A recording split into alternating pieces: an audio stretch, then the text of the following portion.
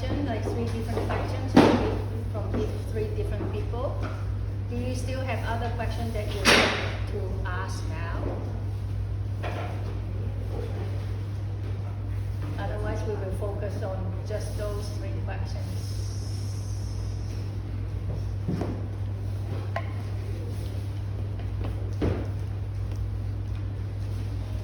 Cho nên問嗰啲問題你哋都見唔到㗎嘛？如果你喺個 WhatsApp 嗰度係咪啊 ？Okay. So you can see others' questions from the WhatsApp, which is good. People who ask questions, can you repeat your question? So the camera go to them. Please. I go first. My question is, I am not sure how there's a paragraph that I'm not sure how to be practiced or learn from experiential level. So the paragraph is, Guruji said we are developing such an intense sensitivity that each pore of the skin acts an inner eye. We become sensitive to the interface between skin and flesh. In this way, our awareness is diffused throughout the periphery of our body and is able to sense whether in a particular asana our body is in alignment. So I'm not sure how it's being practiced. I have my second question there. Sorry. I'm not sure how this could be practiced in asana because it's kind of abstract. Why? Because it's talking about the result, maybe. The pore of the skin as an inner eye. I'm not sure how to be done. I sometimes even I can't see, but it talking about the pore to feel, right? Then how to practice. Did you ever be beaten by the teacher in the class? Yeah. You need more. Okay. Because usually you see teacher like doing this to the student is like really awaken the skin, the feeling of the skin, no feeling. Not that because you're doing the pose so badly, so the teacher want to hit you. Not at all. Secondly, actually we are doing it every time in our practice. We're just not aware of it.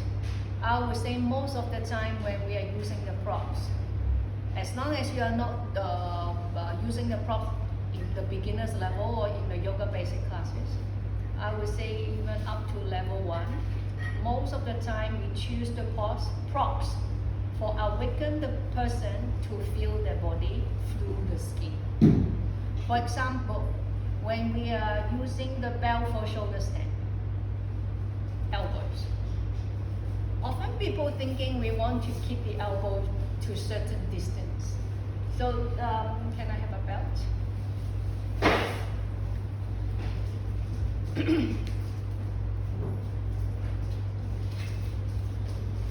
Because on the surface, people thought, oh, we're using the belt to fix the width of the elbows, but not very much because of that. Because we all know in shoulder stand, we need to external rotate the arms. Yes. So that your shoulder bones can ground to the floor. So when the belt, usually the belt from behind, but now I'm showing you what is happening, so I put it in the front. So when your arms are behind, hold by the belt. You may do this kind of thing. So with the touch of the belt, you understand which arm can turn, which arm cannot turn as much. So the belt is really for us to read when the arms are behind in shoulder stand. Which arm is turning, which arm is not. Through the touch of the belt to the skin. So we started to train the skin to sense the body or the pose or the actions. So this is the very beginning of it. Beginning of it. So you cannot say you have no clue what to work with your skin. It's not fair if you say that. Just that you didn't aware that when using the props, we're already working on the skin level. if one day you've been using the props in similar approach more and more from two different parts of the body, you will have a day that you really feel every part of the skin expand and extend in the same degree. Can you foresee that you will have that day? Again, I often say maybe not this lifetime. At least you know that, okay, through this process, one day I will have that chance. Okay.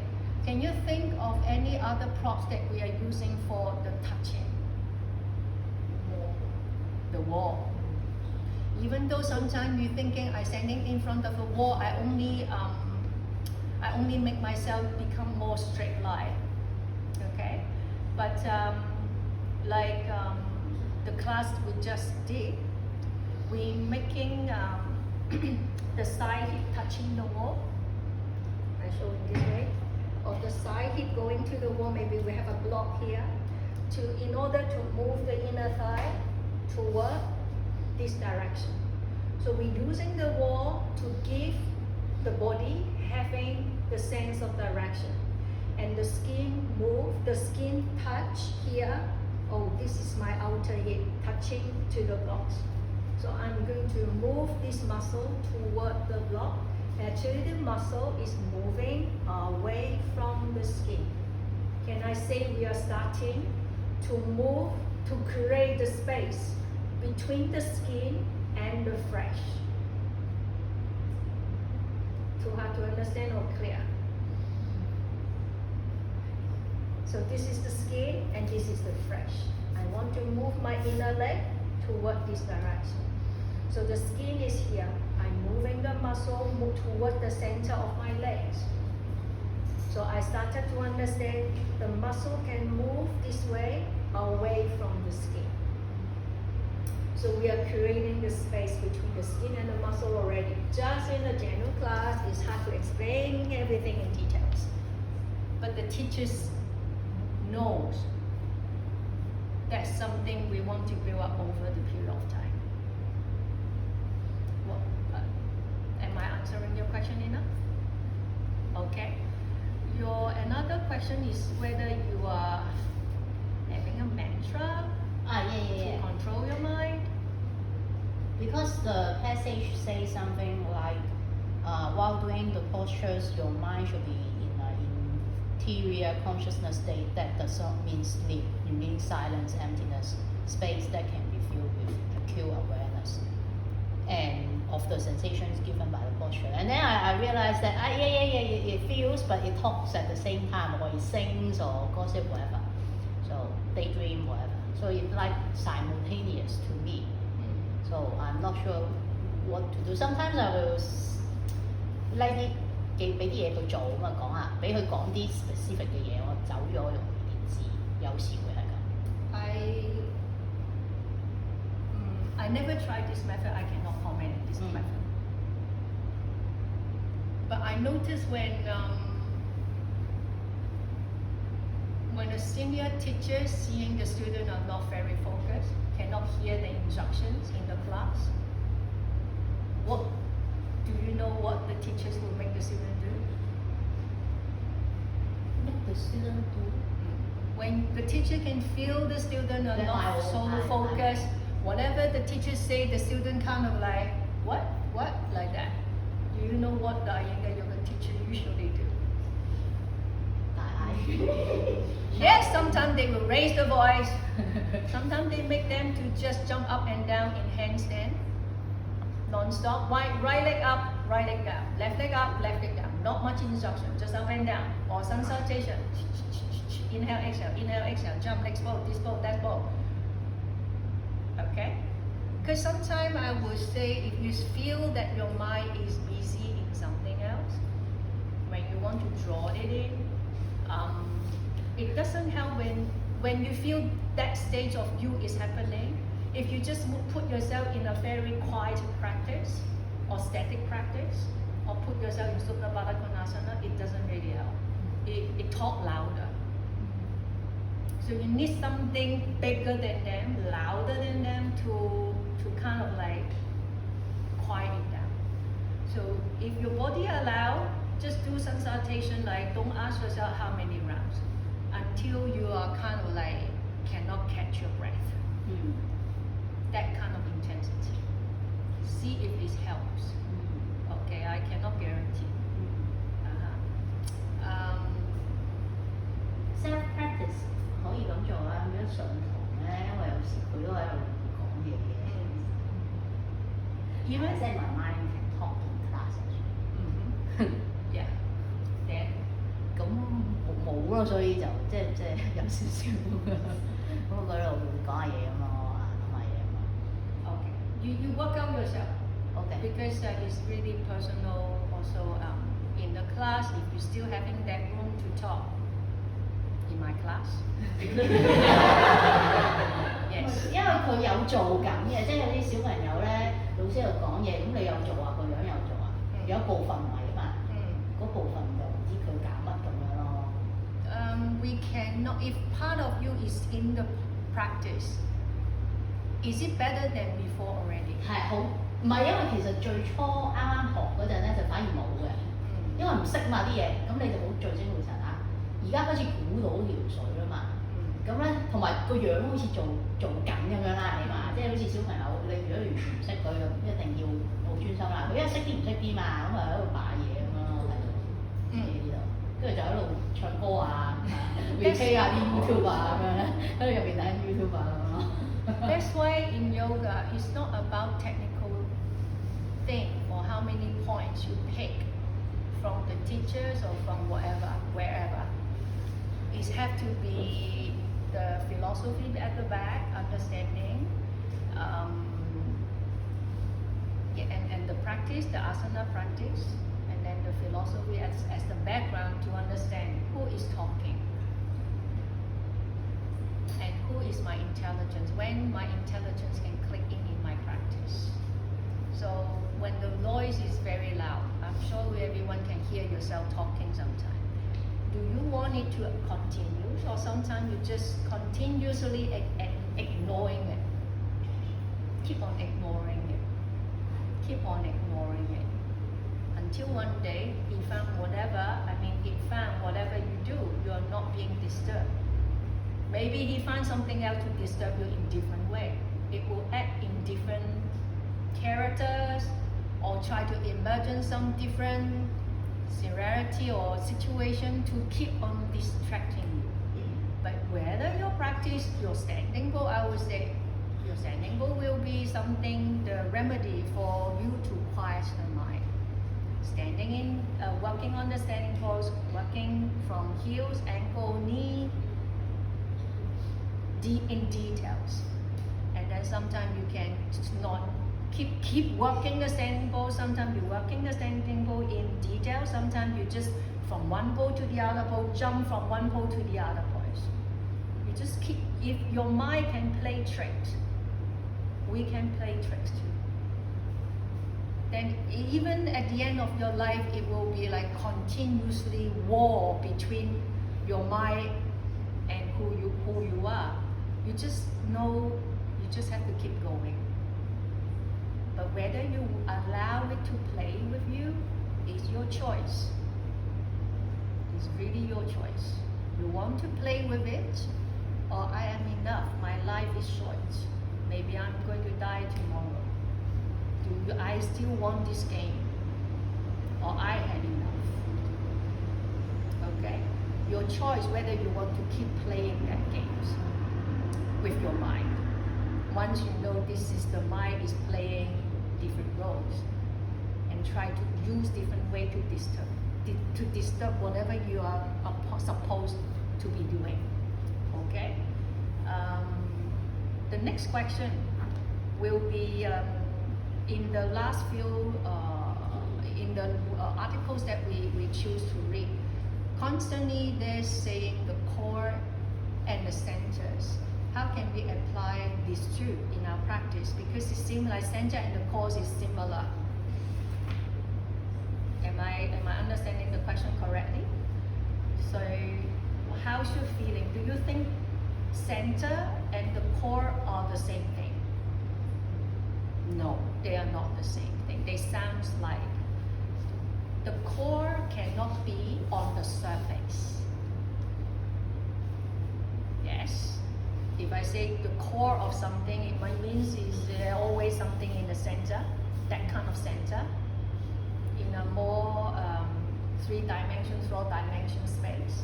But if I say in the center, it can be on the center of this book. It can be on the surface. The center of my sternum bone or my chest can be on the surface. The center of my eyebrows. Something pretty much you can locate it on the surface. I would say in our practice, how you can connect to your core is by finding different part of the centers, center of the chest, center of your abdominal, center of your pubic bone, center of many different centers gathering together.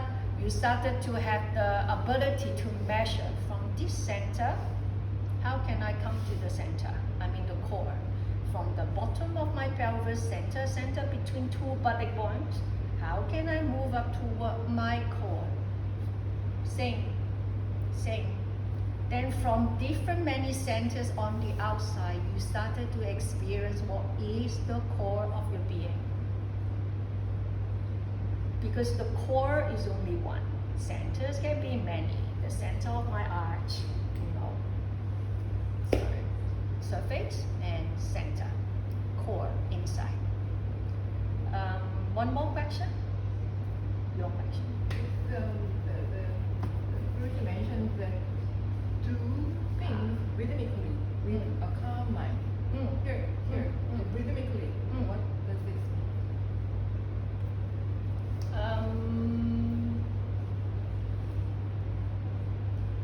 Guruji mentioned about yoga is art, so it's not robotic.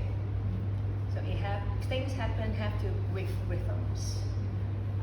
It's like the sunrise and the sunset, the time you're having your lunch, the time having your tea time. Everything have something happen. You're doing something and then you're going to rest. You're doing something, you're going to have a break, something like that. So I will consider it as the rhythm of the day, and we have similar rhythm in whatever we choose to practice. Okay, it's not anything rigid, but it's continuously happening. It has rhythms, like music. Yeah, sometimes Guruji like to present things in a very artistic way, so rhythmatically happening something. Yeah, he wants us to master it. So it means the practice is becoming like a part of Your life. Yes, it's like in your life. It's not something like you have to give up your life to do your practice. It has to be part of your life. Yeah. I thought at first it was just keeping on your own pace or something like that, but it's more than that. Yeah, you can say it's keeping in your own pace. I think we all have different rhythms of our life. Not I have to wake up at 5 a.m. to have your practice, so that we have to look at our life, and then yes, sometimes we need to put effort to find time, find energy for the practice. Yeah. But Guruji also mentioned that if a good practice is really happening, the practice doesn't drag our energy. There shouldn't have stress or strain. If every pause becomes the eyes of feeling, experiencing the body. Yeah. Okay. Any other questions? No. Yes.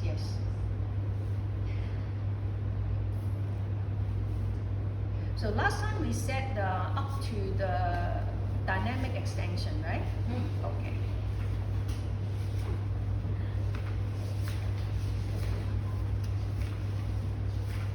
Easy to understand the dynamic extension and expansion? So expansion here means like growth. Broaden. Yes. Once you let's say once I find the straight line of my legs, we need to feel the width of the back thigh. In your practice, sometimes we often say we need to broaden the back thighs. So it have to be like a long straight leg. Then started to, because we have to have the straight leg to find the middle line of the leg. From the middle line of the leg, am I able to spread my muscles? The back thighs. Yeah, that spreading have to have that vertical extension first. Yeah. Overall, ideally. Otherwise, sometimes, yeah. Okay. Actually, I have one question here. I have too many questions, so I didn't ask. It says if extension is from the intelligence of the brain, expansion is from the intelligence of the heart. Actually, I find it difficult to understand.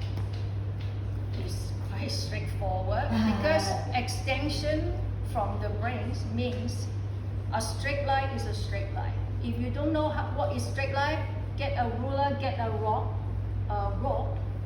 a stick to show your body, straight or not. So the understanding is really from the brains. No argument. Can I say? Your leg is straight. Often when in the practice we say, this is the center of the foot, this is center of the ankle. Oh, the shin is going this way. How can I make my shin more in line with this straight line? So center of my kneecap. And then all the way. Are they in one straight line? Straight is straight. No argument. So this understanding, you only need that.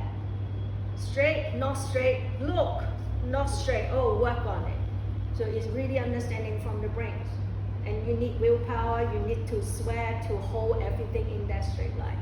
But once when the straight line is here, and I need to feel where the muscle is really broadening at the back, you cannot just use your brains to understand that. You have to feel what you need to use to feel your life, feeling what you need. You need your heart. You're no longer able to progress your practice if you're only using your brains. But at the beginning, you have to use your brains. Then later, if you want really, like what Guruji said, you need to penetrate your practice. You have to increase your sensitivity, your feeling in the practice. So broadening the body, you need to feel whether it is happening or not. Yeah. And you started to use your eyes to observe.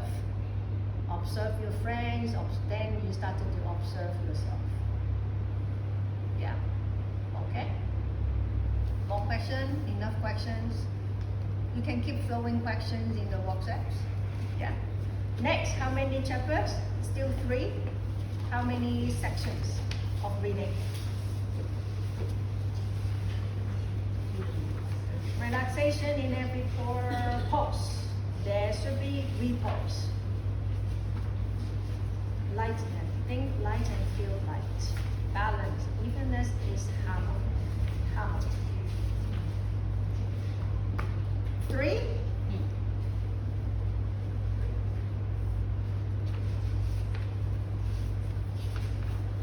Up to where?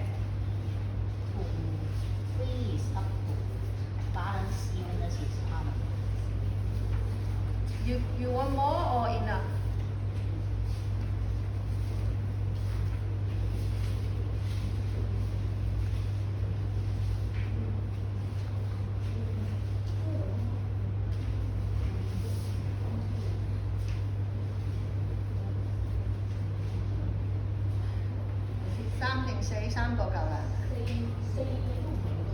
Say 都唔係好多啊 Pain, find comfort even in discomfort. Yeah? 4. Yes? Okay. Okay. 4. Alright. Thank you. See you next week.